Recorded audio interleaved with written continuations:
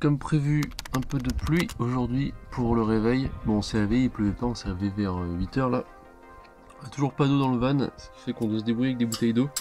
Donc l'objectif de ce matin, ça va... Enfin, j'ai vu du coup sur l'application Pack4Night là qu'il y avait des points d'eau qu'on pouvait récupérer vers des stations d'essence pour 2 €, 2,50 € pour remplir tout ce qu'on a là, en espérant que ce soit pas une fuite et qu'on n'ait pas à le refaire. Donc on va essayer de descendre là vers la pointe tout en bas, aller à Sagresse en espérant qu'il repleuve pas et que la météo s'améliore un petit peu. Normalement cet après-midi il devrait faire super beau après cette pluie là. Et j'espère qu'on est censé aller voir un spot assez joli tout à l'heure qui mériterait d'être vu avec le coucher de soleil pour pouvoir avoir les meilleures couleurs de l'eau, des roches, etc. Donc on croise les doigts.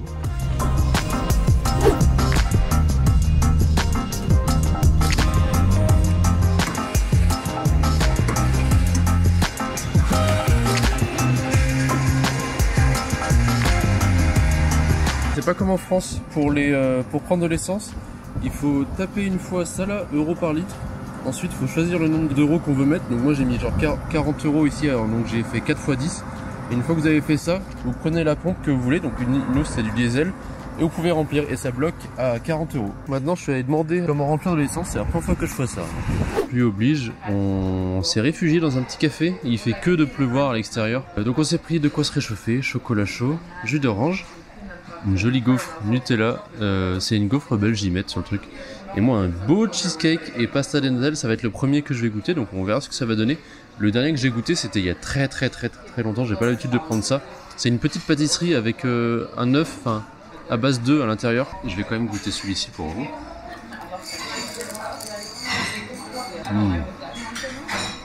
Ah c'est trop bon. On dirait de la crème pâtissière un peu dedans. Ah c'est une tuerie, c'est trop bon. C'est crémeux, mais le croustillant là, de la pâte il est excellent. On est sur la pointe sud. Alors pas tout à fait, parce que la vraie pointe, tu peux montrer, la vraie pointe sud, oui, elle se trouve toute là-bas.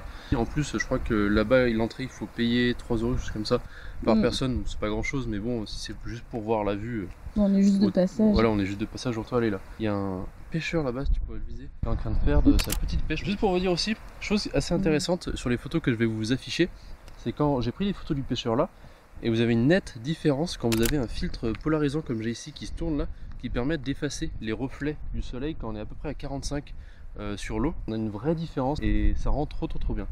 Alors, du coup on est sur la deuxième, on va dire, pointe la plus basse du Portugal, il me semble. Route, encore quelques photos et let's go. C'est parti? Ouais. C'est parti. Sans transition, arrivé à Lagos, on était à une trentaine de minutes là, donc ça a été très rapide. On s'est trouvé une petite place de parking fait amusant, on a l'impression là depuis qu'on voyage. Bon certes on utilise Pack4Night qui nous aide pas mal pour les places de parking, etc.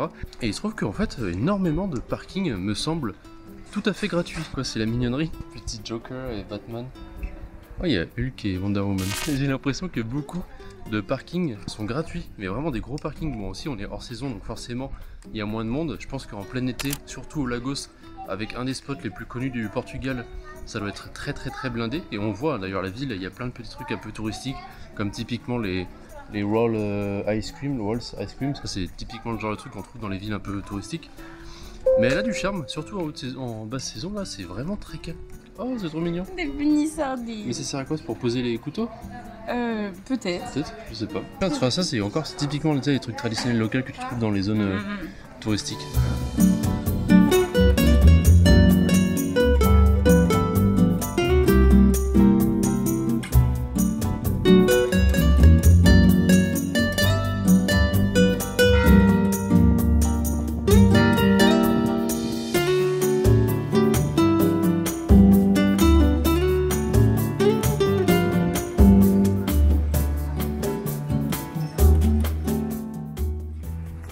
Let's go, Raya.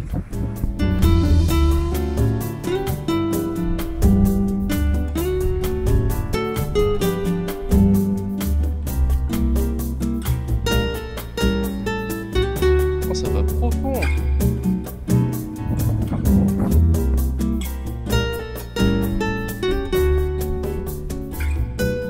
C'est assez incroyable. Il y a des petits chemins comme ça qui se dégagent qu'on avait regardé sur Google Maps. Avec Sarah qui est tout en haut là-bas, je sais pas si vous l'avez vu, vu sur les photos. Il y a des spots somptueux avec des couleurs d'eau incroyables et une roche jaune-orange. Enfin c'est sublime. Et du coup je continue là. Bon j'ai le trépied entre les jambes, j'ai le micro qui est accroché parce que je tiens un peu tout en même temps. et je suis en tongs, mais c'est somptueux. Il y a des plages là, quand tu y as accès, en plus il n'y a aucune trace de pas là-bas. Il suffit d'y avoir accès avec un bateau, un canoë ou quoi, un paddle ou ce que vous voulez. Ça vous ouvre accès à des petits spots paradisiaques, c'est fou de chez fou. Vraiment là, les algarves avec le bas, incroyable. Oh, ça a été une galère de descendre derrière là. Qui nous donne quand même accès à une plage pas piquée des hannetons, non? J'ai pris plein de petites photos. Oh, il y en a qui sont avec le petit DJI. Enfin, si c'est un DJI, j'ai pas l'impression que ce soit un DJI d'ici. Ça a du charme, hein. Ça a du charme quand même. Oui, bah bien sûr. Ça a du charme.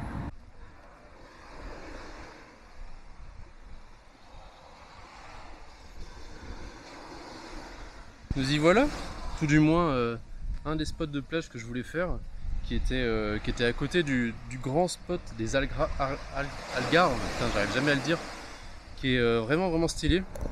On a quand même bien galéré à descendre. C'est assez chaud, hein, si vous le sentez pas du tout niveau escalade. Après c'est faisable hein, si vous y allez tranquillement. Mais le spot est quand même assez incroyable. Ah si, on peut avoir accès à l'autre plage qui est toute seule à la nage. Mais bon, dans ce cas là il faudrait avoir un sac étanche et tout, enfin c'est un peu plus galère et puis c'est toujours un peu dangereux de nager vers les rochers comme ça.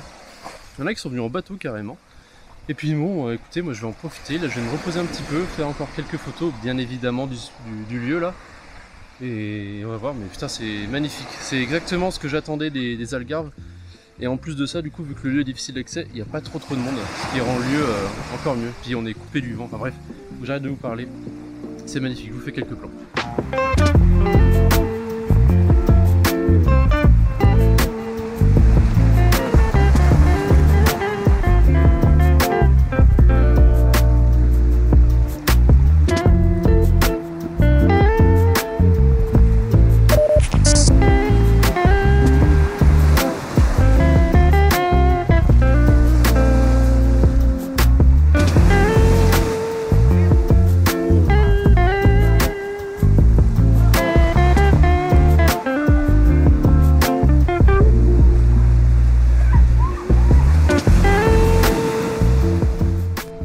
Dire au revoir au petit coin de paradis ici. On va rejoindre la pointe du coup avec tous les coins rocailleux pour essayer d'avoir quelques rayons de soleil parce que c'est un petit peu nuageux mine de rien, et histoire d'avoir quelques rayons de soleil pour donner un peu de couleur à l'eau de l'océan et de voir si on peut faire quelques photos encore une fois.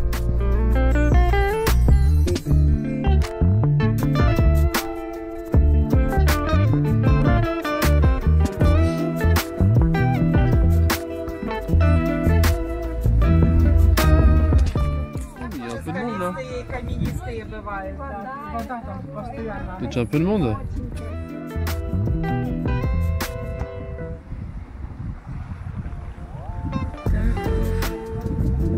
Voilà, arriver, je sais pas exactement comment ça s'appelle, les grottes d'Algarve, je sais pas exactement. Oui, j'ai la capuche parce qu'il commence à faire frais mine de rien.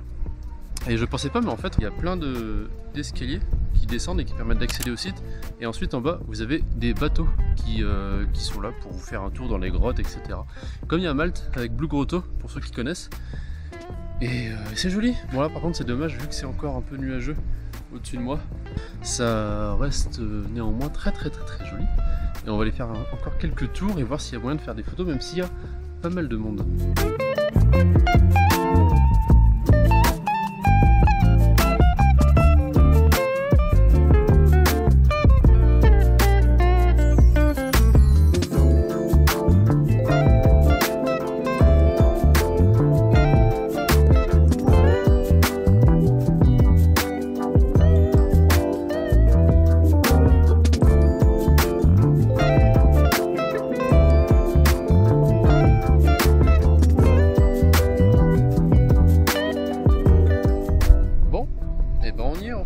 On a enfin un soleil qui se dégage et ce qui nous permet d'avoir des belles lumières sur les roches. J'ai pas énormément de jolis points de vue qui sortent du lot un peu comme ça. C'est surtout que la vue elle-même, enfin le paysage avec ces roches toutes jaunes est assez magnifique. Après en termes de photos, j'ai pas énormément d'inspiration ici. Je manque un petit peu d'être dans l'eau parce qu'après derrière moi en fait c'est que la mer, donc bon, c'est joli mais il n'y a rien de spécial qui s'en dégage. Qui est surtout un peu ce soleil qui vient m'accueillir chaleureusement une fois arrivé au bout. Ce qui est assez fou, c'est que On peut encore descendre tout en bas, je m'y risquerai pas parce que je connais pas, c'est peut-être des pêcheurs qui y vont. Mais il y a une corde en fait qui est installée et qui est accrochée, qui permet de descendre sur un étage encore en bas. Mais bon là ça me paraît un petit peu chaud, on va pas se le cacher. Rien de plus qui m'inspire si ce n'est que le paysage est très joli. Je suis trop content d'être ici sur les côtes au sud-sud, ça fait longtemps que je voulais aller au Portugal et me retrouver sur des paysages comme ça là. C'est trop beau, ça fait toujours plaisir d'être à l'étranger de toute façon, de découvrir des choses qu'on connaît pas, juste de découvrir un peu l'inconnu. Regardez, c'est ouf là. Il y a une espèce de trou béant, on dirait qu'il y a une espèce de rayon laser énorme qui a traversé la roche. Ça fait vraiment un trou tout lisse, c'est assez fou. Avec le bateau qui reste encore là. Les rayons du soleil sur la roche, c'est toujours vraiment très joli. Putain.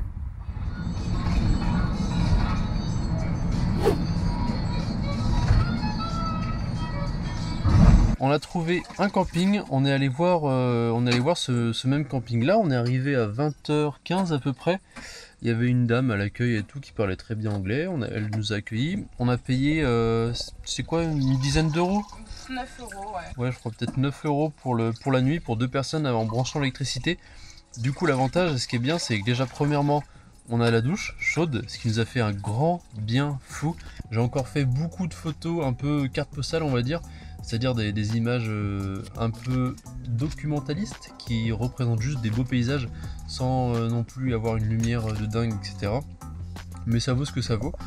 Là on a l'électricité, on a pu brancher le MacBook. Ce soir on va commencer enfin la série Squid Game, sachant qu'on en voit parler de partout. Donc je suis très curieux de voir ça. On va voir ce que ça va donner en espérant que la hype nous a pas trop overhype. En attendant, moi je vais préparer sûrement à manger avec madame. On va se prêter petites vidéos, petites musiques, faut que je fasse le tri, etc. Comme d'habitude, je vous dis encore une fois à très bientôt pour la prochaine vidéo, le prochain vlog. Pensez bien, bientôt, et pensez bien à vous abonner pour ne pas louper la suite.